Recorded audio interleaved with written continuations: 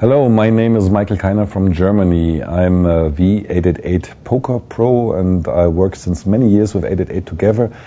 Many of you guys know me from the 888 forum or from poker listings, for example. And I try to bring you something completely new for me from Vegas. I'm here at the WSOP in 2009 and since 4 years I've written several blogs about Vegas, about my experiences at the WSOP. And this time, first time, we tried to make a video blog. The problem is, of course, I'm German, you hear it in my accent. And the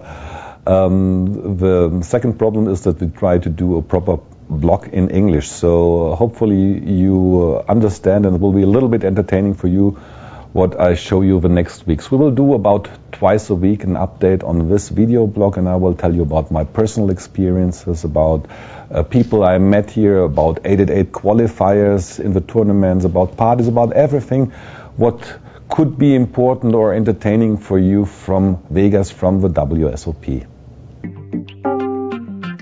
I arrived here on the 27th of May with a direct flight from Frankfurt to McCarran Airport in Las Vegas.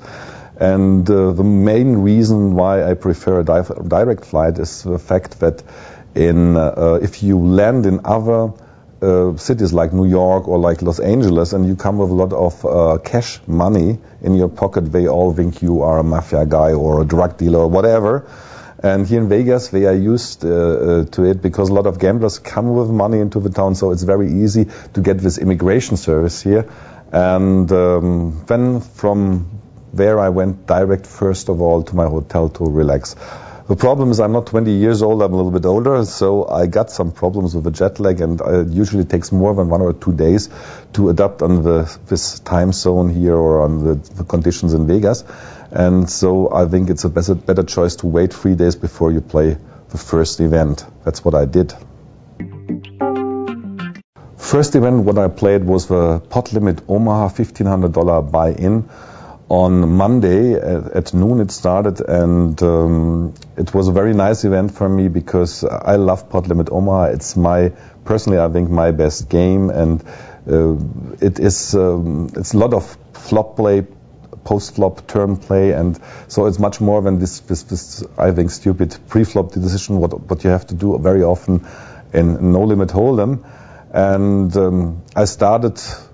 It's a triple chance format, what we had here. That means you get 4,500 in chips total, but they give it to you in 3 portions. Of course, if you wish, you can take them all in once for 4,500, but originally they give you 1,500 and a rebuy chip or 2 rebuy chips, and you can take another 1,500, or you can do both rebuys at the same time.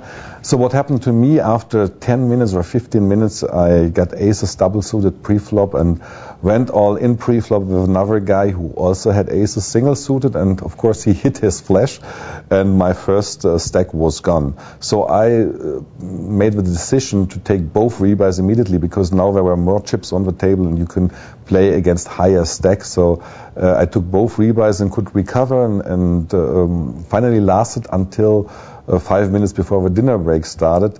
Went out on 207 plays, something like that, out of 809 players.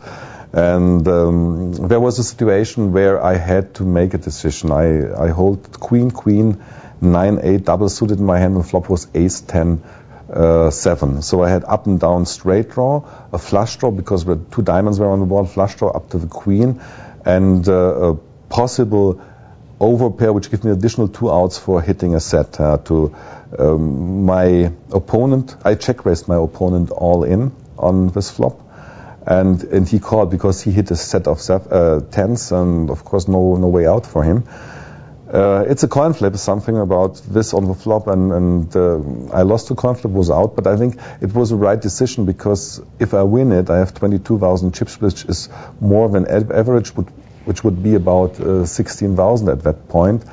So sometimes you have to take this decision. These tournaments are more aggressive. Also in the beginning you have to try to get some chips, and you find this balance between surviving a field of nearly 1,000 people and making chips, and this was the right point where I said I have to take a stand. But overall the tournament was a lot of fun for me as well. Right from the beginning I got a very beautiful Asian lady sitting on my left, and first of all I said, oh, she's attractive, but then after a while I found out she also can play very good Omaha, and she was very experienced in this game. I was really impressed about her game, and a lot of American young kids came to her, talked to her, so she was very familiar with this, especially with this online poker kids here from America who used to play Pot Limit Omaha, and she played very good until the last hand I saw from her. That was a complete disaster. She completely messed to play it. She made 3 or 4 mistakes in one hand and went out immediately in this situation. I couldn't understand this big difference between her play before and then this special hand she played so bad. And maybe something emotional happened, I don't know, but after she left, another guy came. He was by far less attractive than her, and of course the problem was as well, he smelled, and I don't like that. Okay, the next thing I'm going to do is playing the mixed event Pot Limit Hold'em and Pot Limit Omaha on Wednesday at 5 o'clock p.m. I really like this event, and because I have very good memories. 10 years ago I won a small tournament like that in Baden-Baden in Germany, and I really enjoyed this flexible change. This is also what I really like here. There's no other place in the world where you can play so many different games. One big favorite on my list is as well the $10,000 buy-in mixed game. It's an 8 game, 8 different disciplines we play there. Which will follow up the next days, and I will play this one for sure. This is one of my favorite events, and so this Pot Limit Hold'em, Pot Limit Omaha as well, $2,500 is a buy-in.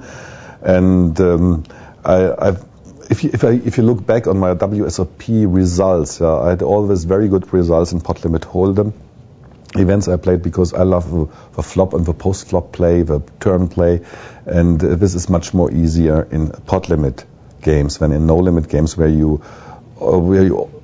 always are confronted with this pre-flop decisions to go. And this is also my weakest spot, I think, personally, to find the right way in this pre-flop war, to find the right spot where I put it in. I like to play small ball poker. I did it long before it was in the media, and this is the same what I'm going to do in this pot limit events, and so I'm happy to play this one as my second WSOP event this year. Okay, that's it for today. I'm going to go to my work now, but if you want to join me here in Las Vegas for the WSOP, you have a last chance qualifiers on free-888.com. With a little luck, we will meet here sooner or later in Vegas.